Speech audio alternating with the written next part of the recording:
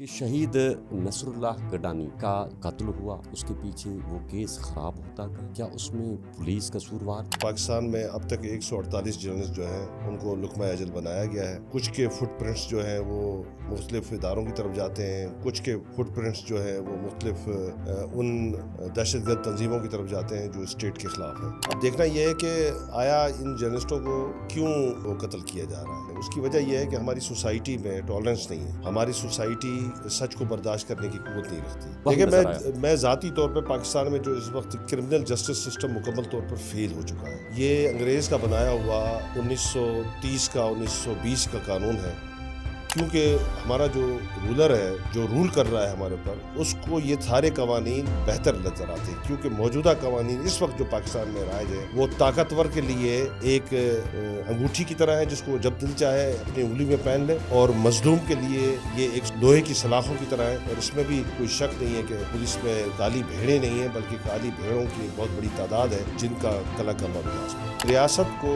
اپنے وجود کا احساس کرانا پڑے، اور قانون کی حکمرانی آپ کو کس طرح عوام کو نظر آنی چاہیے۔ قانون کی حکمرانی اس طرح نظر آنی چاہیے کہ جس کا کوئی قاتل ہو تو اس کو کورٹ آف لا میں پیش کیا جائے۔ بے گناہ لوگوں کو یہ جو اغوا کر کے اس ڈاکوؤں کی چھاؤنی میں رکھا جا رہا ہے اور وہاں پر ان سے لاکھوں روپے تاوان وصول کیا جا رہا ہے، ان سب اغوا برائے تاوان میں ملوث جو کرمنلس ہیں ان کا مسکن بھی شامل ہو، جتنے قاتل ہیں ان کا مسکن بھی شامل ہو، جتنے چور ڈکیٹس اور ریاست اور قانون کو مطلوب لوگ ہیں ان کا مسکن بھی شامل ہو۔ تو اس مسکن کا خاتمہ ہونا چاہیے بھائی۔ کیوں سندھ کے تیسرے بڑے شہر کے برابر میں جو ہے وہ تورا بورا کی پہاڑیاں بنائی ہوئی ہیں؟ کیا یہ افغانستان کا علاقہ نہیں ہے؟ یہ سندھ صوبے کا علاقہ ہے، اس میں رٹ آف لا ہونی چاہیے۔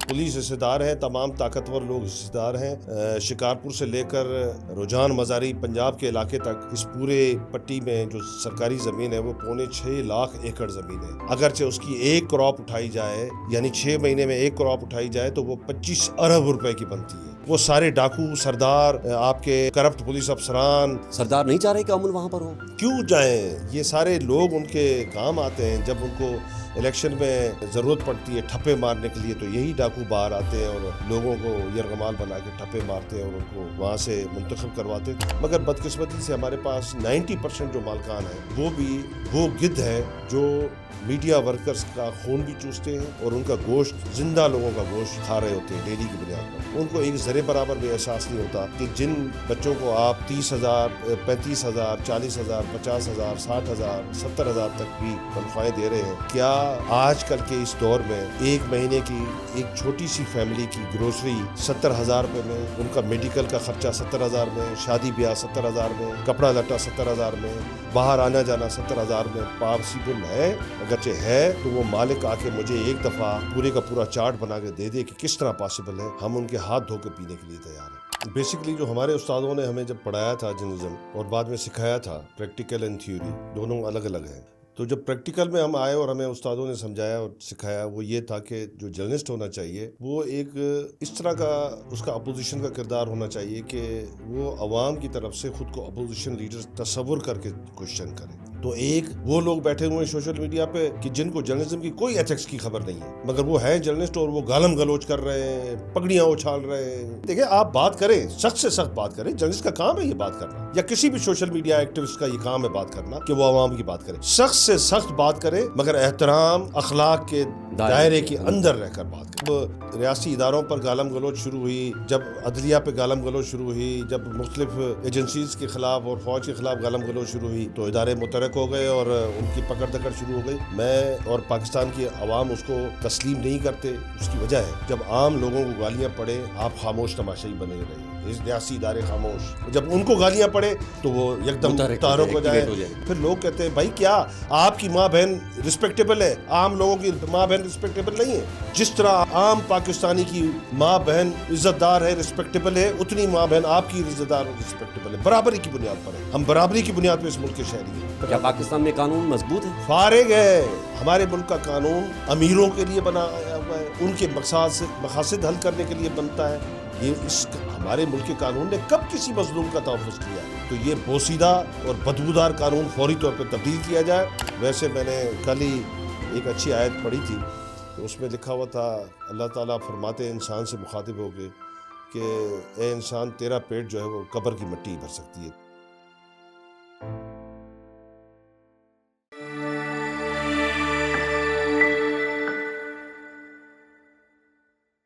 अस्सलाम वालेकुम दोस्तों, मैं हूँ अबूज़र गफ़ारी। आज हमारे साथ मेहमान ख़ास हैं सीनियर सहाफ़ी, तज्ज़िया निगार, Pakistan federal union of journalist के फ़िनांस सेक्रेटरी और मेरे उस्ताद मोहतरम भी लाला असद पठान साहब। उनको आज हम अपने प्रोग्राम में खुशामदीद कहते हैं। सर अस्सलाम वालेकुम। वालेकुम, कैसे हैं आप? सर दुआएं अल्हम्दुलिल्लाह। तो पहले शुरुआत यहाँ से करूँगा कि शहीद नसरुल्लाह गडानी का जो कत्ल हुआ, उसके पीछे वो केस ख़राब होता गया, क्या उसमें पुलिस कसूरवार थी? शुक्रिया। बिस्मिल्लाहिर्रहमानिर्रहीम। Pakistan federal union of journalist के एक अदना कारकुन की हैसियत से आपके प्रोग्राम में मैं आज शामिल हुआ हूँ।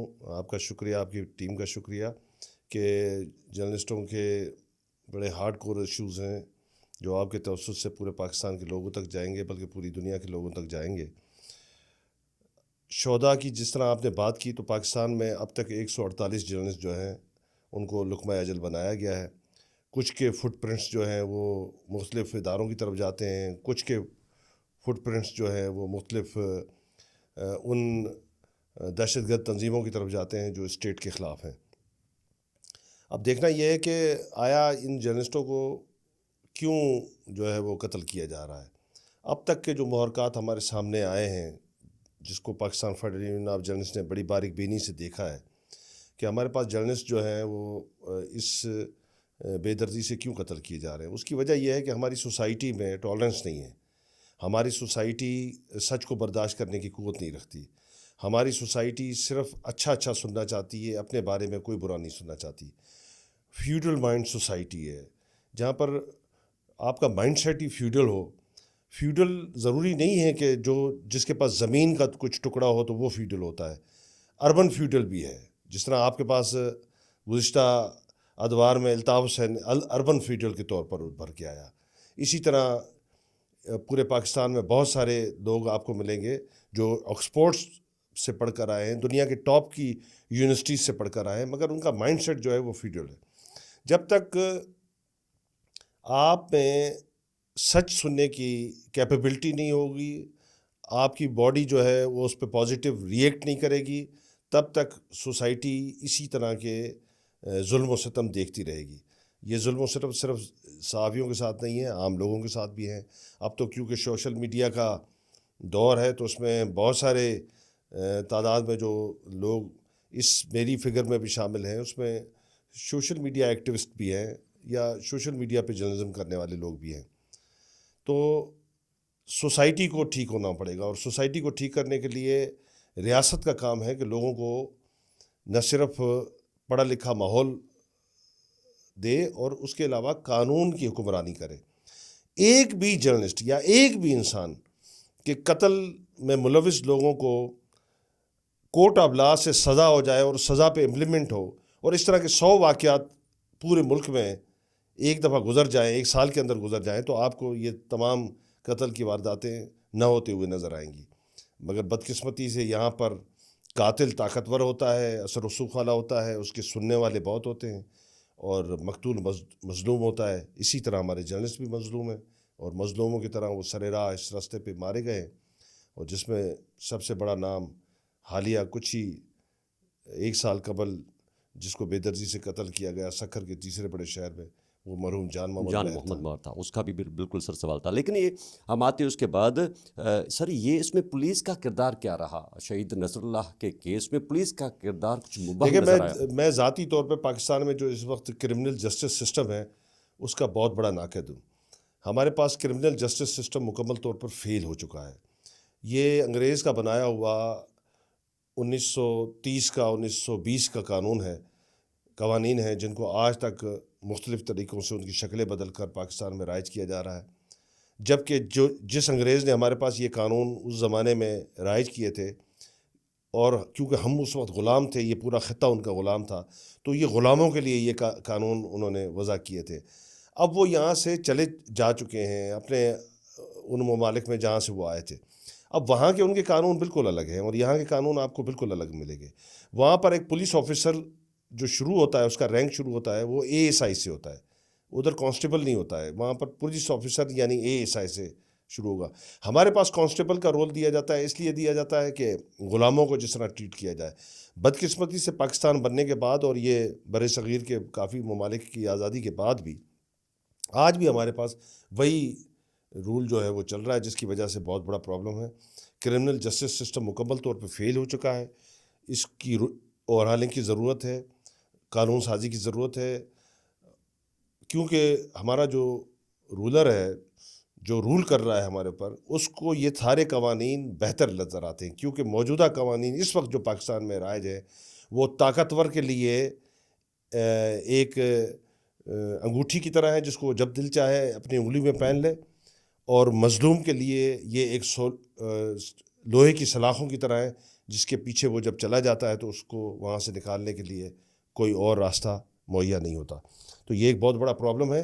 جب تک کرمنل جسٹس سسٹم کو ٹھیک نہیں کیا جائے گا تب تک آپ کی شکایتیں پولیس کے ساتھ بھی رہیں گی، جسٹس سسٹم کے ساتھ بھی رہیں گی. اور اس میں بھی کوئی شک نہیں ہے کہ پولیس میں کالی بھیڑیں نہیں ہیں، بلکہ کالی بھیڑوں کی ایک بہت بڑی تعداد ہے جن کا کلا کما بھی لازمی ہے. بہت بڑا سندھ کا تیسرا بڑا شہر ہے سکھر، جہاں پر ہم نے بھی صحافت کی ابتدا کی. وہاں جو ہے سینئر صحافی ایک بڑی شخصیت اور نام جن کو شہید کیا گیا، جس کا ابھی آپ نے شہید جان محمد مظہر صاحب کا، تو ان کے ابھی تک قاتل گرفتار نہیں ہوئے اور پولیس کی سستی قائلی محسوس ہو رہی ہے. کیونکہ آپ نے کافی مرتبہ احتجاج کیے اور کافی جو ہے وہ کال دی پورے پاکستان میں، تو اس کے پیچھے بھی کیا چیزیں ہیں؟ دیکھیں، Pakistan federal union of journalist نے، اور اس کے علاوہ جو سندھ بیس ہماری 3 یوجیز ہیں، Karachi union of journalist, Hyderabad union of journalist اور سکھر یونین آف جرنلسٹ، اور باقی سارے اس کے یونٹس، یعنی پورے سندھ سے ایک بڑی مضبوط اور متحرک آواز اٹھی اور پھر پھیلتی پورے پاکستان میں گئی، اور اس کے بعد پوری دنیا میں گئی. پوری دنیا کا ایک پریشر ہماری ریاست پر بھی آیا، فیڈرل گورنمنٹ پہ بھی آیا، اور ہماری صوبائی گورنمنٹ پہ بھی آیا. جب انہوں نے اس پریشر کو محسوس کرتے ہوئے آپریشن لانچ کیا، تو وہ جو جان محمد کے قاتل تھے وہ اندر کچے کے علاقے میں، شاہ بیلو کا ایک علاقہ ہے، شاید آپ ان علاقے سے واقف ہوں، وہاں پر وہ ایسے سمجھیں کہ سندھ میں بسنے والے ڈاکوؤں کی ایک چھاونی ہے. اب اس چھاونی میں وہ جا کے ڈاکوؤں کے پاس انہوں نے جو ہے وہ پناہ لی ہوئی ہے. اب جسٹ لائک وہ بھی وہاں پر ایسے سمجھیں کہ ڈاکو ہی ہیں، کیونکہ وہ ان کے ساتھ مل جل گئے ہیں. اسی طرح کا غیر قانونی ہتھیار بھی انہوں نے بہت بڑی تعداد میں خریدا ہے، اور وہاں پر جب پولیس جاتی ہے کسی ایکشن کے حوالے سے تو وہ ری ایکشن کرتے ہیں. میں اس سے پہلے بھی بہت سارے پروگراموں میں، ٹی وی چینلز پہ، بہت سارے سوشل میڈیا کے پروگراموں میں، بہت ساری ورکشاپ اور اقتدار میں بیٹھے ہوئے وہ لوگ جو طاقتور ترین لوگ ہیں، ان تک بھی میں نے یہ پیغام اپنے ہر فورم سے پہنچایا ہے کہ ریاست کو اپنے وجود کا احساس کرانا پڑے گا. جب اس ملک کا ایک جرنلسٹ جو ہے، ویل نون جرنلسٹ، اس کو اس طرح بیچ شہر میں قتل کر دیا جائے گا تو پھر ریاست پر کوشچن مارک ہوگا. حکومتیں تو آتی جاتی رہتی ہیں، حکومتیں چینج ہوتی رہتی ہیں، مگر ریاست ہمیشہ قائم رہتی ہے، اور انشاءاللہ ہماری ریاست جس کا نام پاکستان ہے وہ ہمیشہ قائم رہے گا. مگر اس کو قائم رکھنے کے لیے ہمیں اس میں ریٹ آف لا کی ضرورت ہے. جب تک آپ قانون کی بالادستی نہیں لائیں گے، قانون کی حکمرانی قائم نہیں کریں گے، تب تک آپ کچھ بھی نہیں کر سکتے. اور قانون کی حکمرانی آپ کو کس طرح عوام کو نظر آنی چاہیے؟ قانون کی حکمرانی اس طرح نظر آنی چاہیے کہ جس کا کوئی قاتل ہو تو اس کو کورٹ آف لا میں پیش کیا جائے. بے گناہ لوگوں کو یہ جو اغوا کر کے اس ڈاکوؤں کی چھاونی میں رکھا جا رہا ہے اور وہاں پر ان سے لاکھوں روپے تاوان وصول کیا جا رہا ہے. آج میں جب اپنے دفتر سے نکلا آپ کی طرف آ رہا تھا تو راستے میں مجھے اطلاع آئی کہ 3 کراچی کے جو ہے بچے جا رہے تھے، شاید سندھ کے کسی علاقے میں، انٹیریئر سندھ کے کسی علاقے میں، کسی ڈسٹرکٹ میں جا رہے تھے یا آگے کہیں سفر کرنا چاہ رہے تھے. پاکستان سارے پاکستانیوں کا ہے، مگر ان کو وہاں سے اغوا کر لیا گیا ہے. تو یہ ایک بہت بڑی زیادتی ہے اور یہ ریاست کے لیے کوشچن مارک ہے. ان سب اغوا برائے تاوان میں ملوث جو کرمنلس ہیں ان کا مسکن بھی شابے لو، جتنے قاتل ہیں ان کا مسکن بھی شابے لو، جتنے چور ڈکیٹس اور ریاست اور قانون کو مطلوب لوگ ہیں ان کا مسکن بھی شابے لو. تو اس مسکن کا خاتمہ ہونا چاہیے بھائی. کیوں سندھ کے تیسرے بڑے شہر کے برابر میں جو ہے وہ تورا بورا کی پہاڑیاں بنائی ہوئی ہیں؟ کیا یہ افغانستان کا علاقہ نہیں ہے؟ یہ سندھ صوبے کا علاقہ ہے, اس میں رٹ آف لا ہونی چاہیے. سر جی یہ مجھے بتائیں کہ اپر سندھ یہ پنجاب کا جو بارڈر ہے اور یہ سندھ کا جو بارڈر ہے یہ کتنا ایریا ہے, اور یہاں پر اغوا برائے تاوان, قتل و غارت, پولیس کی شہادتیں, اور یہ سلسلہ رک نہیں پا رہا. کیا پولیس کی رٹ کمزور ہیں یا پولیس سینسر نہیں؟ ان کے کافی سارے جو پولیس حصے دار ہے, پولیس حصے دار ہیں, تمام طاقتور لوگ حصے دار ہیں. شکارپور سے لے کر رجحان مزاری پنجاب کے علاقے تک اس پورے پٹی میں جو سرکاری زمین ہے وہ 6.25 لاکھ ایکڑ زمین ہے. 6.25 لاکھ ایکڑ زمین, اگرچہ اس کی ایک کراپ اٹھائی جائے تو اس کی ایک کراپ یعنی 6 مہینے میں ایک کراپ اٹھائی جائے تو وہ 25 ارب روپے کی بنتی ہے.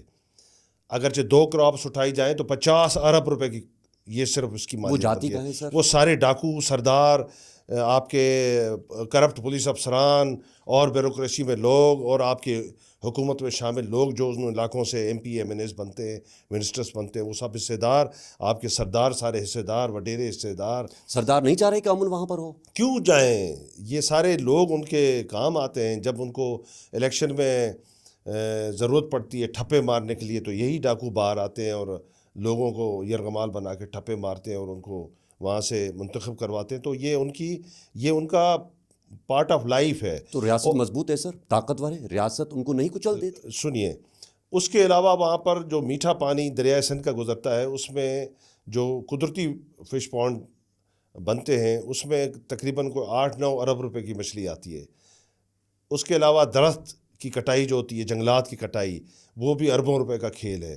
اور اغوا برائے تاوان کی جو انڈسٹری ہے وہ بھی اربوں روپے کا کھیل ہے. تو یہ ملا جلا کے کوئی 100 ارب روپے کی اکانومی ہے. اب اس 100 ارب روپے کی اکانومی میں بہت سارے لوگ حصے دار ہیں اور سارے طاقتور ہیں, تو کیسے وہ چاہیں گے کہ یہ ڈسٹرب ہو اکانومی؟ یہ فیکٹری قائم رہنی چاہیے کیونکہ اس کا نقصان عام لوگوں کا ہے, عام عوام کا نقصان ہوتا ہے. ان خاص لوگوں کا تو کوئی نقصان نہیں ہے اس میں. تو یہ فیکٹری نہ ریاست کو تکلیف دیتی ہے, نہ حکومتوں کو تکلیف دیتی ہے, نہ حکمرانوں کو تکلیف دیتی ہے, نہ سرکاری مشینری کو تکلیف دیتی ہے. پولیس کا کردار کیسے سمجھ رہے ہیں سر؟ میں نے آپ کو بتایا کہ وہاں کالی بھیڑیں نہیں ہیں, کالی بھیڑوں کی بہت بڑی بھرمار ہے. پولیس کے نوجوان شہید ہو گئے, ان کی جو بختر بند گاڑیاں تھیں حالیہ ہم نے جہاں تک کچھ عرصہ پہلے سنا کہ ان کے جو فائر کیے گئے تو میرے خیال میں ان کی جو پلیٹس تھی جو ان کو لگی ہوئی تھی وہ بالکل ناقص بنی ہوئی تھی. تو اس پر آپ کی کیا گہری نظر؟ دیکھیں, پولیس کا جو عام سپاہی ہے وہ تو غریب ہے, مظلوم ہے. وہ تو 40-50 ہزار کی تنخواہ میں اپنی جان کا نذرانہ دیتا ہے اور دے رہے ہیں اور گالیاں بھی کھا رہے ہیں. اگر جب وہ ٹریفک میں کھڑا ہوا ہے تو ٹریفک کنٹرول کرنے پہ طاقتور آدمی اس کو گالیاں دے کر جاتا ہے, کبھی گاڑیوں کے نیچے کچل کے جاتا ہے. اگر جب وہ کہیں پر لا اینڈ آرڈر نافذ کرنے کے لیے کھڑا ہوتا ہے تو وہ اسی طرح کے غنڈے عناصر کے ڈاکوؤں کی گولیوں کا روزانہ کی بنیاد پر ایندھن بن رہا ہے. مگر اس کی سنوائی کون کرے؟ صرف گورنمنٹ ایک اعلان کر دیتی ہے 1 کروڑ روپے کا ایک چیک اس کے بچوں کو, وہ بھی 6 ماہ 8 ماہ ذلیل ہونے کے بعد اس کی بیوہ گھومتی ہے اور کسی کو مل جاتے ہیں اور کسی کو نہیں ملتے اور کسی کو کوئی نوکری کا آسرا ہو جاتا ہے. اصل میں جو ہم پولیس کی کالی بھیڑوں کی بات کرتے ہیں, ہم پولیس کی کالی بھیڑیں یعنی وہ کالی بھیڑیں جہاں پر فیصلہ سازی ہوتی ہے, جہاں پر اختیار ہے, جہاں پر کرنے کا ان کے پاس پاور ہے, مگر وہ اپنی نااہلی, ناکامی اور کرپشن کی وجہ سے وہ کام نہیں کرتے جو ان کو کرنا چاہیے. میں ان کالی بھیڑوں کی بات کر رہا ہوں. آپ جب بھی مجھ سے بات کریں, جب میں پولیس کی کالی بھیڑوں کی بات کروں تو اس میں عام سپاہی بالکل قطعاً شامل نہیں ہے, کیونکہ ہمارے پاس سندھ میں کوئی 1 لاکھ کے قریب فورس ہے, جس میں مجموعی طور پہ کوئی 80,000 کے قریب ہمارے پاس عام سپاہی ہے. جو عام سپاہی ہے وہ تو اپنے بچوں کا پیٹ بھی پال نہیں سکتا, مگر وہ آپ کے بچوں کو بچانے کے لیے, میرے بچوں کو بچانے کے لیے, اس سوسائٹی کے بچوں کو بچانے کے لیے کبھی گولی کا ایندھن بنتا ہے, کبھی طاقتور لوگوں کے پیجارو اور لینڈ کروزر اور بڑی گاڑیوں کے نیچے آ کر اپنی جان دیتا ہے اور لا اینڈ آرڈر کے لیے جتنا ہو سکتا ہے اپنا حصہ ڈالتا ہے. اصل معاملہ سارا اوپر بیٹھے ہوئے ان گدھوں کا ہے جو اپنے سپاہیوں کا بھی خون پی رہے ہیں اور ان کی مردہ لاشیں کھا رہے ہیں, اور اسی طرح وہ پبلک کا بھی خون پی رہے ہیں اور ان کی مردہ لاشیں کھا رہے ہیں. سر جی, سندھ کے صحافیوں کے لیے اکثر دیکھا جائے تو بڑے شہروں میں تنخواہیں ان کو ملتی ہے. جو چھوٹے علاقوں اثرات تک محدود ہوتے ہیں ان کو پرنٹ اور الیکٹرانک میڈیا میں ان کو سیلری تنخواہیں نہیں دی جاتی. تو کیا مالکان اس پر سنجیدہ سے یہ عمل درآمد نہیں کرتا ہے؟ کیونکہ اکثر شکایت رہتی ہے کہ ان کو جو ایسے ہی رکھا جاتا ہے. تو اس حوالے سے ایک جامع میسیج. میں تو ان تمام ٹیلی ویژن کے، اخبارات کے، ریڈیو کے اور جو بھی وسائل میڈیا کے حوالے سے استعمال ہوتے ہیں جہاں پر وہ مالکان جو اپنے ورکرز کا خیال کرتے ہیں، ان کو بر وقت تنخواہیں دیتے ہیں اور ان کو پراپر ویج دیتے ہیں جو ان کا حق ہے، اور ویج بورڈ ایوارڈ کے تحت دیتے ہیں. کیونکہ الیکٹرانک میڈیا پہ تو ویج بورڈ ایوارڈ لاگو نہیں ہوتا، بلکہ میں یہ کہوں گا کہ الیکٹرانک میڈیا کے تو بہت سارے مالکان ویج بورڈ ایوارڈ سے 1000 گنا زیادہ تنخواہیں دے رہے ہوتے ہیں. تو میں ان سب کو مالکان کو تو سلام پیش کروں گا کہ وہ بہت اچھے لوگ ہیں، اور باقی جو مالکان ہیں ان کو ان کی پیروی کرنی چاہیے. مگر بدقسمتی سے ہمارے پاس 90% جو مالکان ہیں وہ بھی وہ گدھ ہیں جو میڈیا ورکرز کا خون بھی چوستے ہیں اور ان کا گوشت، زندہ لوگوں کا گوشت کھا رہے ہوتے ہیں ڈیلی کی بنیاد پر. ان کو ایک ذرے برابر بھی احساس نہیں ہوتا کہ جن بچوں کو آپ 30,000 35,000 40,000 50,000 60,000 70,000 تک بھی تنخواہیں دے رہے ہیں، ان کو ملازمتوں پہ آپ نے رکھا ہوا ہے. کیا آج کل کے اس دور میں ایک مہینے کی ایک چھوٹی سی فیملی کی گروسری 70,000 روپے میں، ان کا میڈیکل کا خرچہ 70,000 میں، شادی بیاہ 70,000 میں، کپڑا لٹا 70,000 میں، باہر آنا جانا 70,000 میں پاسبل ہے؟ اگرچہ ہے تو وہ مالک آ کے مجھے ایک دفعہ پورے کا پورا چارٹ بنا کے دے دے کہ کس طرح پاسبل ہے، ہم ان کے ہاتھ دھو کے پینے کے لیے تیار ہیں.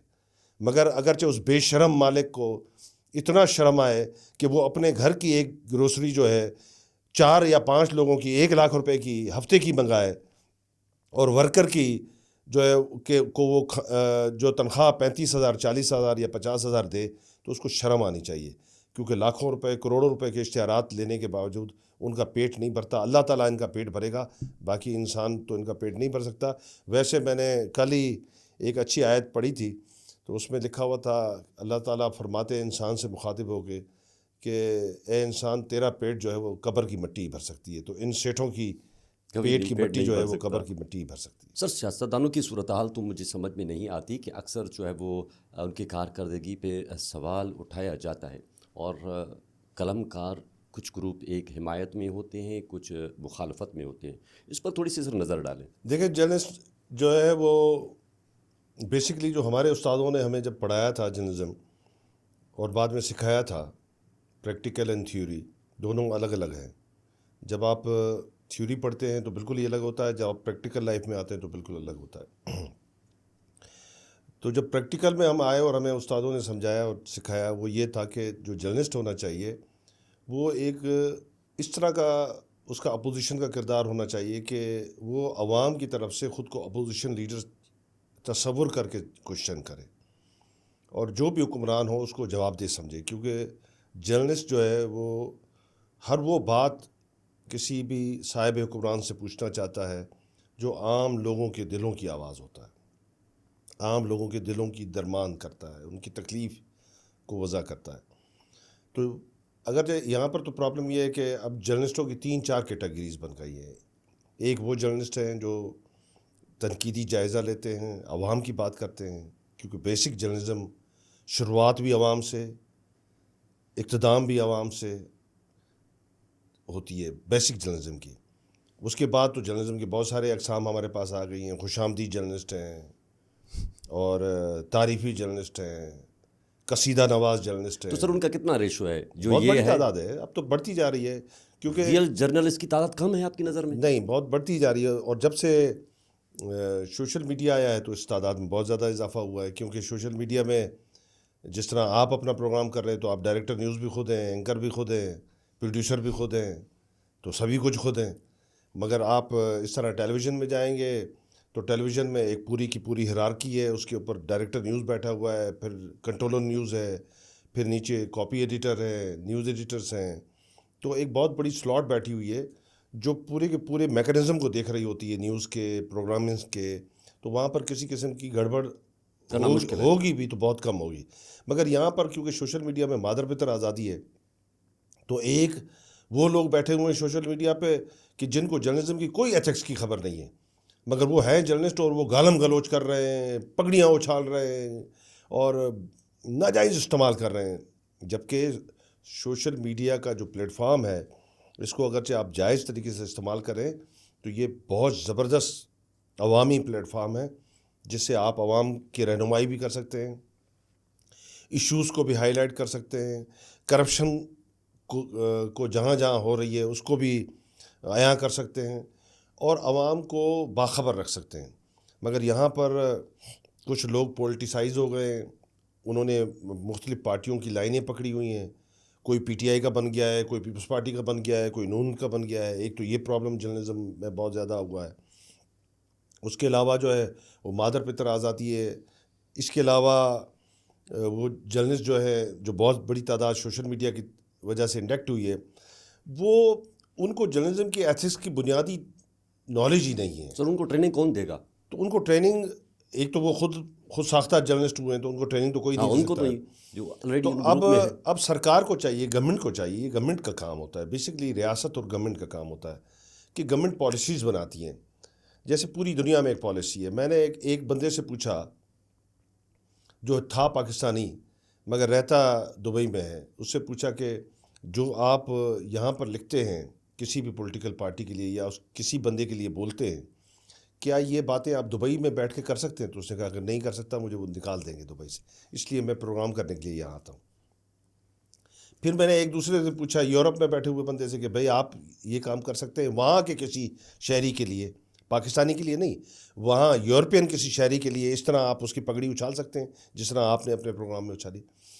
تو اس نے کہا کہ نہیں، میں سوال ہی پیدا نہیں یہ کر سکتا ہوں، میرے پہ تو فائن ہو جائے گا، وہ تو کورٹ پہ مجھے سو کر دے گا، میری تو ویزا ختم ہو جائے گا، میری شہریت ختم ہو جائے گی، میں جیل میں چلا جاؤں گا. تو بھائی جب وہاں پر آپ یہ کام نہیں کر سکتے تو یہ پاکستان کیا مادر پتر آزاد ہے؟ کیا گالم گلوچ کی انڈسٹری یہی ہے؟ یہاں پر آپ نے لوگوں کو آگے گالیاں دینی ہیں اور وہاں پر پیسے کمانے ہیں، یہاں کی گالیاں بیچنی ہیں وہاں پر اور وہاں سے پیسے کمانے. تو ریاست کو ایک قانون وضع کرنا چاہیے کہ دیکھیں سوشل میڈیا کا پازیٹیو استعمال ہونا چاہیے. دیکھیں آپ بات کریں، سخت سے سخت بات کریں، جرنلسٹ کا کام ہے یہ بات کرنا، یا کسی بھی سوشل میڈیا ایکٹیوسٹ کا یہ کام ہے بات کرنا کہ وہ عوام کی بات کرے، سخت سے سخت بات کرے مگر احترام اخلاق کے دائرے کے اندر رہ کر بات کرے. کسی کی ماں بہن پر آپ نے کو ڈسکس نہیں کرنا ہے، کسی کی ذاتی زندگی کو آپ نے ڈسکس نہیں کرنا. ہاں کوئی بہت بڑا لیڈر ہے تو وہ ذاتی نہیں، اس کی کوئی بھی چیز ذاتیات نہیں رہتی، وہ پبلک پراپرٹی ہوتا ہے تو آپ بات کریں، مگر پھر بھی کچھ ذاتی چیزوں میں آپ نہ گھسیں تو وہ بہتر ہوگا. آپ اس کی پرفارمنس پہ بات کریں، آپ اس کے کام پر بات کریں، آپ اس کے کل اور آج کے ماضی اور حال پر بات کریں کہ وہ کل کیا تھا اور آج وہ ارب پتی کیسے بنا. تو پبلک کو یہ بتائیں نا، دکھائیں، پورے دریچے کھولیں، ہر چیز ان کو بتائیں. مگر یہاں پر کیونکہ لوگوں کو پتہ نہیں ہے اس اتنے بڑے پلیٹ فارم کا استعمال کس طرح کیا جائے، اور ہمارے جو لوگ ہیں وہ بھی ان اویئر، ان ایجوکیٹڈ، ان ایتھکس، کوئی ان کے پاس ایتھکس نہیں ہے. مزے کی بات یہ ہے کہ ایک بہت اچھا، جس طرح آپ پوڈ کاسٹ کر رہے ہیں تو ایک بہت اچھا اس طرح کا ایک جرنلسٹ ہے، اس نے کچھ لکھا تھا سوشل میڈیا پر، تو میں نے ان کے اس جو انہوں نے گفتگو کی تھی ویڈیو کو ڈالی تھی تو میں پوری نہیں سن سکا. میں نے اس پہ لائک کر دیا اور نیچے کمنٹ میں لکھ دیا کہ گڈ. تو ان کا مجھے فون آیا، مجھے کہنے لگا کہ سر معاف کیجیے گا، آپ نے گڈ لکھا ہے اور وہ تھم بھی دیا ہے تو یہ آپ ہٹا دیں ان سے. تو میں نے کہا کیوں؟ کہنے لگا اس ویڈیو میں آگے جا کے میں نے تھوڑے سے غلط الفاظ استعمال کیے ہیں اور آپ جو ہے وہ ہمیشہ اپنے تقریبات میں ایک بات کہتے رہتے ہیں کہ بھائی سوشل میڈیا پہ آپ نے کسی کے ساتھ پرسنل نہیں ہونا ہے. تو اس میں تو میں بہت زیادہ پرسنل ہو گیا. تو میں نے کہا بیٹا جب آپ مجھے سنتے بھی ہیں اور پھر پرسنل کیوں ہے؟ کہنے کا مسئلہ یہ ہے کہ میں اگرچہ وہی بات ٹھنڈے انداز میں کر رہا تھا تو اس پہ مجھے لائکس اور کمنٹس آ رہے تھے 100 یا 200.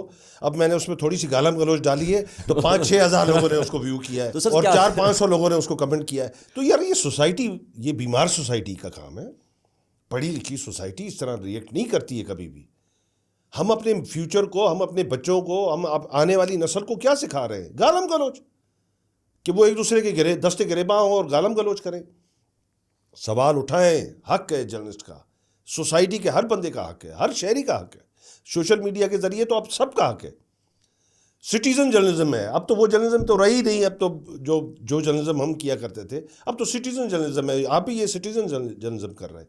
اب ہر بندہ, ہر شہری جرنلسٹ ہے, جہاں برائی دیکھے, اس کو خرابی دیکھے, اس کو بیان کرے, مگر اس کی گفتگو جو ہونی چاہیے اس میں گالم گلوچ نہیں ہونی چاہیے.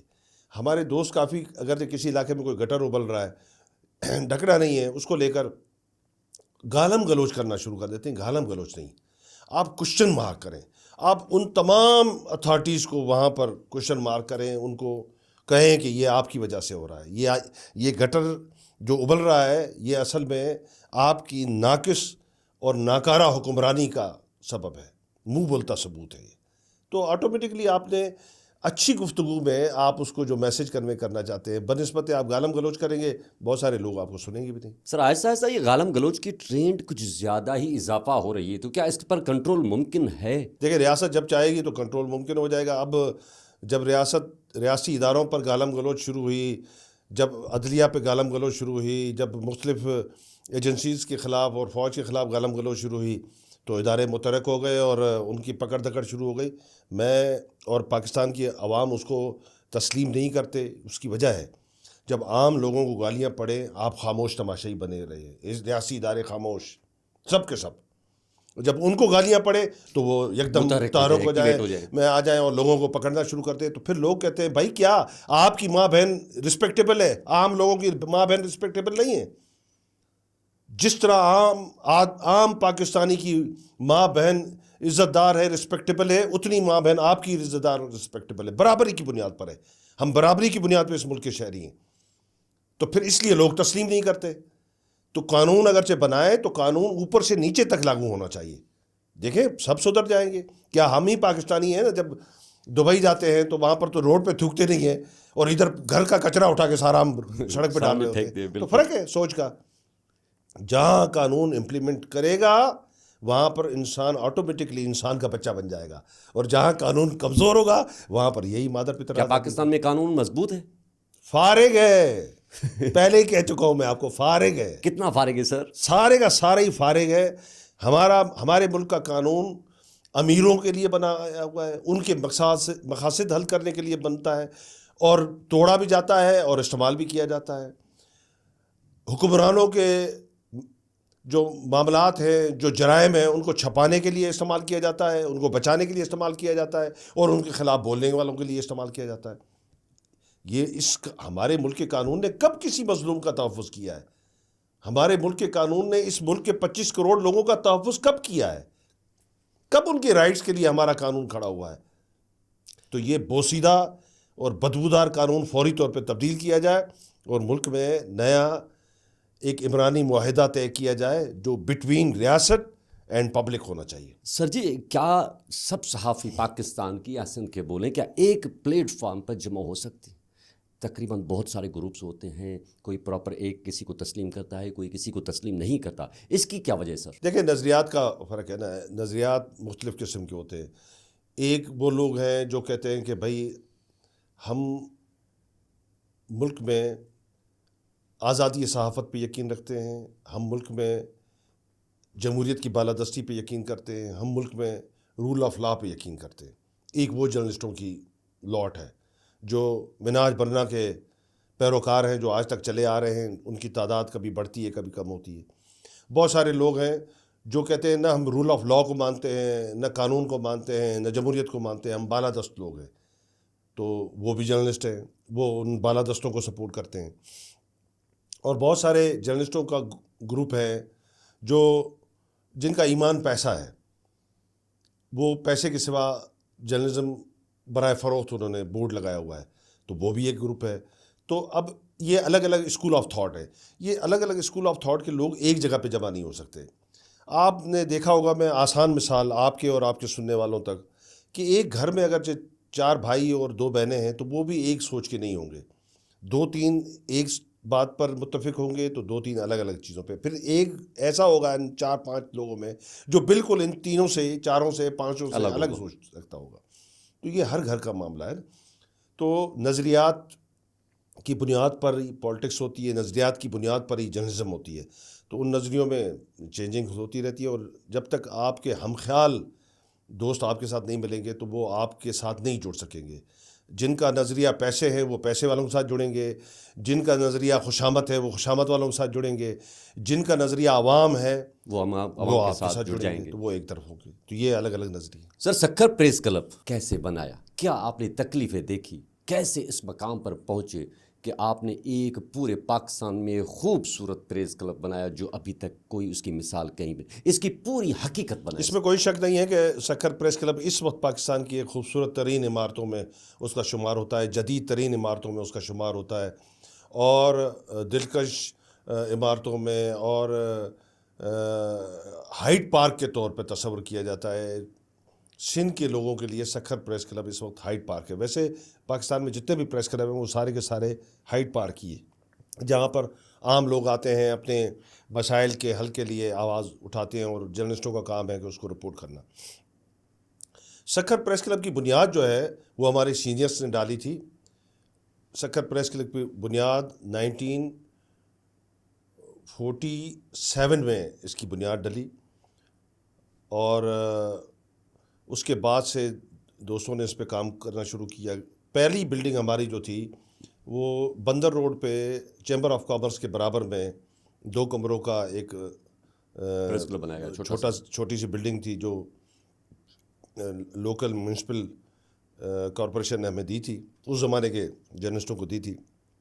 اس کے بعد پھر اس کو ذوالفقار علی بھٹو کے زمانے میں ایکسپینڈ کیا گیا، اور ایک بہت بڑی عمارت ہمیں ملی، اور اس بار اب گزشتہ 10 12 15 سال کے اندر مختلف جو گورنمنٹیں ہمارے پاس آئی ہیں، حکومتیں آئی ہیں، ان کی مہربانی سے، اور بالخصوص زیادہ حصہ جو اس میں ڈالا ہے وہ پیپلز پارٹی نے، کیونکہ شہید ذوالفقار علی بھٹو نے اس کا سنگ بنیاد رکھا تھا، تو اس لیے انہوں نے بھٹو صاحب کے اس کارنامے کی لاج رکھتے ہوئے سکھر پریس کلب کو ایک state of the art building میں تبدیل کیا ہے، جہاں پر تقریباً 600 لوگوں کی سٹنگ کا آڈیٹوریم ہے، ایڈمنسٹریشن بلاک ہے، انڈور گیمز ہیں، آؤٹ ڈور گیمز ہیں، اسٹوڈیوز ہیں، اس کے علاوہ کینٹین ہیں، رہنے کے لیے جو ہمارے جرنلسٹ ہیں، باہر سے آنے جانے والے جرنلسٹ جو سفر کرتے ہیں ٹورڈس کراچی، حیدرآباد، پنجاب کی طرف، یا کے پی کی طرف، یا بلوچستان کی طرف، یا انٹیریئر سندھ کی طرف، تو وہاں پر ان کے لیے رہائش کا بندوبست رکھا گیا ہے۔ بہت بڑی تعداد میں کراچی سے اور حیدرآباد سے آنے والے جرنلسٹ جو اس طرف سفر کر رہے ہوتے ہیں وہ مہمان کے طور پر سکھر پریس کلب آتے ہیں، اور اسی طرح پنجاب اور کے پی سے جو کراچی کی طرف سفر کر رہے ہوتے ہیں تو وہ ایز اے گیسٹ ہمارے پاس ٹھہرتے ہیں وہاں پر۔ تو سکھر پریس کلب ایک بہت شاندار اور خوبصورت عمارت کا اضافہ ہے، لینڈ مارک کے طور پر اس وقت پاکستان میں اس جیسا کوئی بھی پریس کلب نہیں ہے، خوبصورتی کے حوالے سے کہہ رہا ہوں اور جدت کے حوالے سے کہہ رہا ہوں۔ اور اس میں جو تکلیفیں کاٹی ہیں وہ تو سب سے پہلے ہمارے ان بزرگ صحافیوں نے، جن میں سے کچھ اس وقت حیات ہیں اور بہت بڑی تعداد ان میں سے اس دنیا میں نہیں رہی ہے، چلے گئے ہیں اس دنیا میں، انہوں نے محنتیں کی ہیں، وہ انہی کا کیا ہوا ثمر ہے جس کو ہم آگے لے کر چل رہے ہیں، اور تھوڑا بہت حصہ ہم نے اپنا ڈالا ہے۔ سر، صحافتی کیریئر میں آپ نے تکلیفیں دیکھی؟ دیکھیں، وہ جرنلسٹ ہی نہیں ہے جو جرنلزم کرے اور اس پہ کٹھن وقت نہ آئے۔ جس طرح میں نے آپ کو 3 کیٹیگریز میں سم اپ کیا تھا تھوڑی دیر پہلے کہ جرنلسٹ جو ہے وہ ایک جو عوام کی بات کرے گا، ایک جو خوشامد کرے گا، ایک جو پیسے کے پیچھے جائے گا۔ جو پیسے کے پیچھے جائے گا تو اس پہ کوئی کٹھن وقت نہیں آئے گا، کیونکہ وہ کہیں نہ کہیں مکہ کر لے گا۔ جو خوشامدی جرنلزم کرے گا تو اس پہ کیوں کٹھن وقت آئے گا، کیونکہ ہر بندہ تو اپنے لیے اچھا سننا چاہتا ہے، اور وہ سب کو اچھا کہہ رہا ہے، تو پھر اس پہ برا وقت کیسے آ سکتا ہے؟ اس کو کون تکلیف دے گا، کیوں تکلیف دے گا؟ ہمیشہ برا وقت اور تکلیف میں وہی جرنلسٹ آئے گا جو ریاست کی آنکھوں میں آنکھیں ڈال کر عوام کی بات کرے گا، جو کرپٹ ججز کی آنکھوں میں آنکھیں ڈال کر مظلوم کی بات کرے گا، جو حکمرانوں کی آنکھوں میں آنکھیں ڈال کر اپنے ان محکوم اور مظلوم لوگوں کی بات کرے گا جو ان کے بنائے ہوئے بوسیدہ قوانین کی زد میں آ کے آج تک جیلوں میں چکیاں پیس رہے ہیں، اور طاقتور اسی قانون کو چھلا بنا کے اپنی انگلی میں پہنتا ہے اور مرڈر کر کے چند لاکھ روپے دے کر باہر آ جاتا ہے، جن کی حالیہ تازہ مثال آپ نے دیکھا کہ ایک خاتون نے نشے میں کراچی میں بیٹے اور بیٹی کو کچل دیا اور پھر 1.5 کروڑ روپیہ دے کر وہ بریل ذمہ ہو گئے. وہی بات آپ کی آ گئی اور وہ باہر آ گئے. قانون میں نے اسی لیے آپ کو کہا کہ یہ قانون جو ہے یہ انتہائی بوسیدہ اور تھرڈ کلاس ہو چکا ہے. یہ صرف امیروں کا قانون ہے، یہ مظلوموں کا اور غریبوں کا اور عام پاکستانی کا قانون نہیں ہے. لہٰذا اس کو بدلنے کی اشد ضرورت ہے. سر، سندھ کے نوجوانوں کے لیے کوئی میسج، جو سوشل میڈیا کا استعمال کچھ پازیٹیو کر رہے ہیں اور 99% نیگیٹو کر رہے ہیں، تو ان کے لیے سر کوئی میسج دینا چاہیں گے؟ دیکھیں، نوجوانوں کے لیے میرا یہی پیغام ہوگا کہ سوشل میڈیا اس وقت پوری دنیا میں بہت اہم ترین ٹول ہے. دنیا میں بہت سارے انقلاب سوشل میڈیا کی وجہ سے آئے ہیں. دنیا میں بہت سارے جو ترقیاں ہیں وہ سوشل میڈیا کے لیے ہیں. آنے والا ٹائم جو AI کا ٹائم ہے وہ اور زیادہ کمال ٹائم آنے والا ہے. تو اس لیے ان تمام چیزوں سے منسلک ہونے کے لیے آپ کو اپنے ذہن کی تیاری بھی کرنی پڑے گی، اپنی سوچ میں تبدیلی لانی پڑے گی. دنیا میں کمپٹیشن میں حصہ ڈالنے کے لیے آپ کو تیار ہونا پڑے گا. یہ لوکل گالم گلوچ تو آپ کی لوکل چلتی رہے گی. یہ کچھ دن کا سودا ہے. 4 دن لوگ خریدیں گے، 5 دن بائی کریں گے، 6 دن بائی کریں گے، 6 ماہ بائی کریں گے، اس کے بعد لوگ آپ کو سننا ختم کر دیں گے. اور یہ پالیٹکس جو بہت سارے لوگ جو ہیں کسی ایک سیاسی پارٹی کو لے کر چل رہے ہوتے ہیں، یہ بھی کچھ وقت کا سودا ہے. میں نے اپنی زندگی میں بہت ساری سیاسی پارٹیاں دیکھی ہیں، ان کا عروج اور زوال دیکھا ہے. یہ بھی عروج اور زوال کے دائرے میں کسی وقت بھی آ سکتے ہیں. آپ ہمیشہ پبلک کی بات کریں. جب تک آپ پبلک سے جڑے رہیں گے آپ کو کوئی بھی ختم نہیں کر پائے گا، اور آپ کی وائس کو بھی کوئی ختم نہیں کر پائے گا، آپ کی سوچ کو بھی کوئی ختم نہیں کر پائے گا. جب آپ افراد سے جڑیں گے، مفادات سے جڑیں گے، تو آپ بہت جلد ختم ہو جائیں گے، ناپید ہو جائیں گے، کہیں نظر نہیں آئیں گے. تو میں نے بہت بڑے بڑے نام دیکھے ہیں جو اس کیمرہ کے سامنے گفتگو کرتے ہوئے خود کو فرعون سمجھتے تھے، آج وہ کہیں نظر نہیں آ رہے. مگر بہت سارے اس طرح کے نام دیکھے ہیں جو اس کیمرہ کے سامنے بیٹھ کر خلق خدا کی بات کرتے تھے، آج وہ پورے پاکستان میں، پوری دنیا میں چھائے ہوئے. ناظرین، آج ہمارے ساتھ تھے سینئر صحافی، سینئر تجزیہ کار. ملکی لیول پر اپنا نام بنوانے میں اللہ تعالیٰ نے ان کی عزت و آبرو رکھی ہے. لالا اسد پٹھان صاحب، اور ہم نے ان سے بات چیت کی.